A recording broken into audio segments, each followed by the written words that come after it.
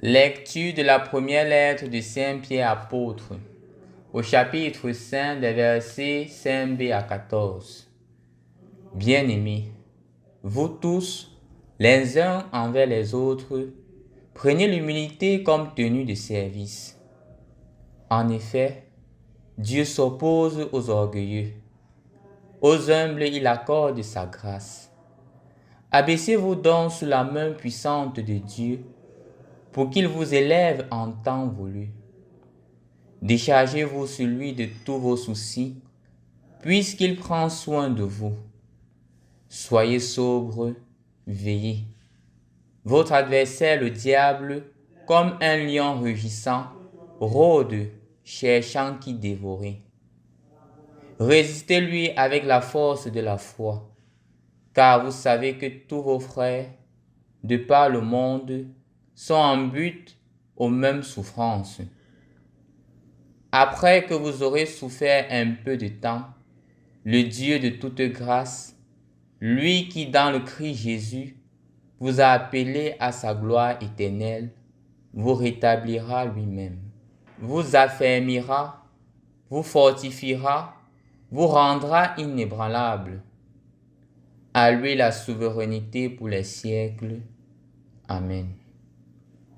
Par Sylvain, que je considère comme un frère digne de confiance, je vous écris ces quelques mots pour vous exhorter et pour attester que c'est vraiment dans la grâce de Dieu que vous tenez ferme. La communauté qui est à Babylone, choisie comme vous par Dieu, vous salue, ainsi que Marc mon fils. Saluez-vous les uns les autres par un baiser fraternel. Paix à vous tous qui êtes dans le Christ. Au nom du Père et du Fils et du Saint-Esprit. Amen. Loué soit Jésus-Christ. Et bonne fête de Saint-Marc. Je profite par cette occasion pour souhaiter une bonne fête à tous ceux qui portent le prénom ou le nom de Marc. Qui est Saint-Marc? Saint-Marc était un disciple de Pierre. Bien sûr, il n'a probablement pas connu Jésus physiquement. Il n'a pas été du temps de Jésus et il a connu Jésus à travers Pierre. Et il est aussi considéré comme l'un des premiers convertis au christianisme. En effet, c'était aussi le cousin de Barnabé. Il accompagne Paul et Barnabé dans leur première expérience missionnaire. Mais cette expérience n'a pas tourné en sa faveur et donc il est rentré à Jérusalem. Mais il s'est mis à travailler avec Pierre, où il a été comme le secrétaire de Pierre et le traducteur de Pierre.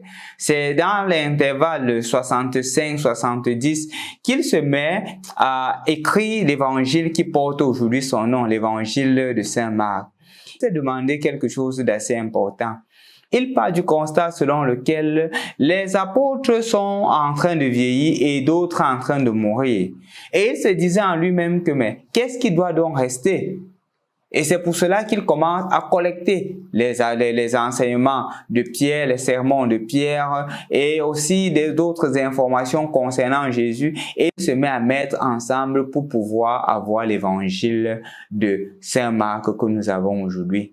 C'est vrai, cette information arrivée aux oreilles de Pierre. Pierre ne l'a non pas contredit, non pas encouragé. Pierre restait neutre par rapport à cela. Mais en effet, grâce à cette ingéniosité, cette créativité de sa part, nous avons aujourd'hui l'évangile selon Saint Marc. C'est l'évangile le plus simple de tous les 4 évangiles. C'est l'évangile le plus compréhensif de tous les 4 évangiles. Et en effet, je voudrais vous proposer de lire cet évangile pendant ce temps pascal, parce qu'il est très simple. Il ne contient que 16 chapitres. Et ce sera un entraînement, un exercice à entrer dans la parole de Dieu. C'est pour cela aussi que je vous demande non pas de lire comme un roman, mais de le lire en suivant la méthode de la Lectio Divina que nous vous avions proposée. Ça vous permettra non seulement de grandir en relation avec Dieu, mais aussi et spécialement de connaître davantage Jésus qui se révèle dans sa parole. En effet, chers frères et sœurs dans le Christ, aujourd'hui, à travers Marc, le Seigneur nous donne un mandat.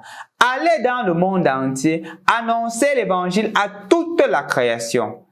Le pape Paul VI disait que l'Église est par nature missionnaire. Comme pour nous faire comprendre que de par notre baptême, nous devenons d'abord missionnaires. C'est pour cela que, par exemple, le pape François dira que l'Église ne doit pas se camoufler dans les sacristies. L'Église doit sortir des sacristies. L'Église doit aller où le peuple de Dieu se trouve. Comme pour dire que si le peuple de Dieu se trouve dans les réseaux sociaux, l'Église doit aller dans les réseaux sociaux. Si le peuple de Dieu se trouve dans les stades, l'Église doit aller dans les stades. C'est la mission de l'Église. Et c'est justement le principe de l'incarnation. Mais que faire? Qu'est-ce que les apôtres iront faire dans les réseaux sociaux? Qu'est-ce que les apôtres iront faire ailleurs? Justement, le mandat est donné. Chasser les démons. Je voudrais parler ici de deux démons qui, d'une certaine manière, détruisent la personne et la société. Le premier démon, c'est la paresse. Le démon qui nous empêche de faire ce que nous pouvons faire. Le démon qui nous empêche de bien faire les choses. Et justement, le Seigneur, à travers Marc, nous demande de tuer en nous ce démon-là qui est la paresse. Ne voyons pas d'abord les démons comme ce qu'on voit dans les films ou dans les télénovelas, je ne sais quoi. Voyons le démon comme toute chose qui ne nous permet pas d'être la meilleure version de nous-mêmes, qui ne nous permet pas de nous approcher davantage du Christ. Et donc, tuons le démon de la paresse. S'il y a encore en toi cette tendance de paresse dans ce que tu veux faire, sache que le Seigneur t'envoie en mission de tuer ces démons en toi, de te déposséder de ces démons-là. Le deuxième démon, c'est le démon de l'argent.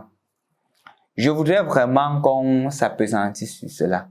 L'argent est devenu de plus en plus dans la société un maître au lieu d'être un meilleur serviteur.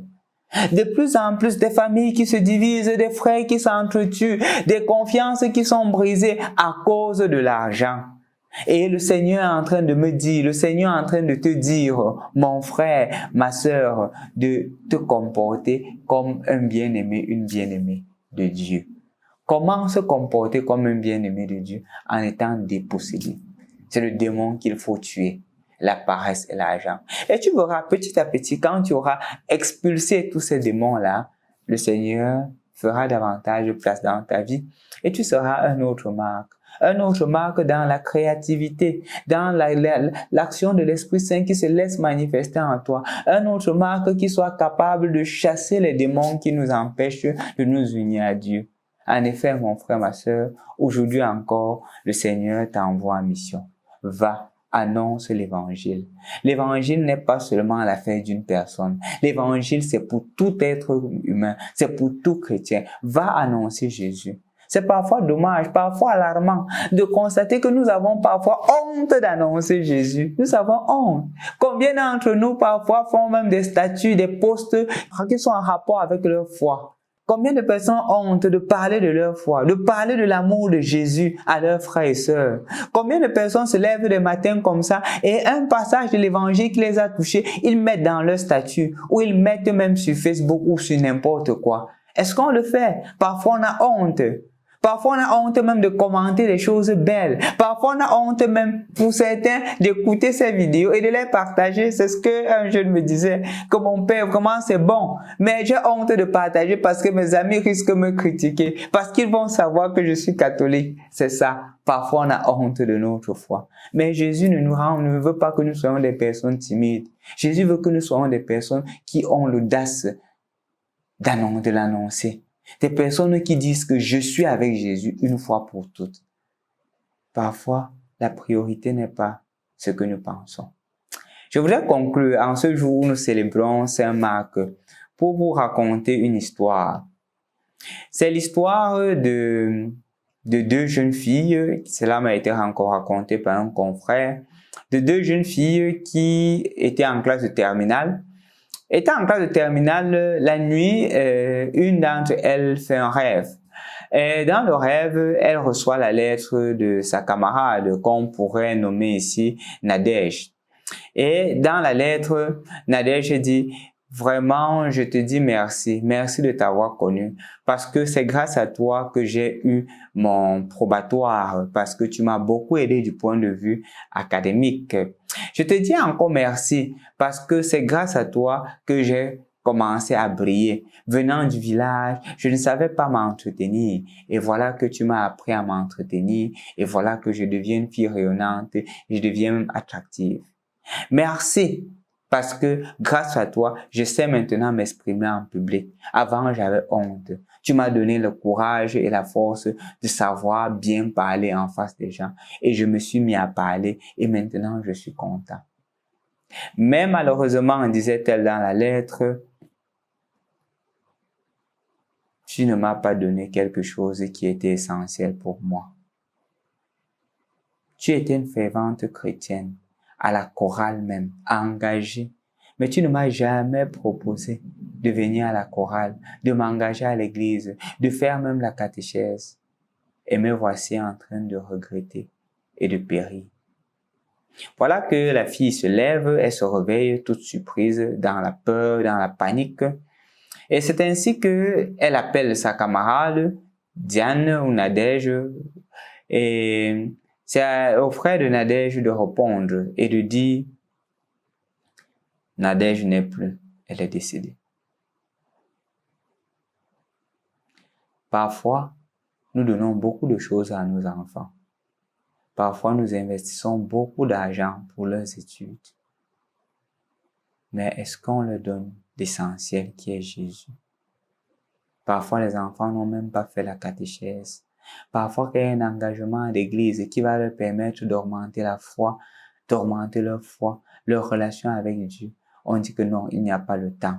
Non, ils doivent fréquenter. Non, il y a ceci. Il ne faudrait pas qu'ils fassent parce qu'il y a plus essentiel. Ce qui est essentiel, c'est la relation avec Dieu.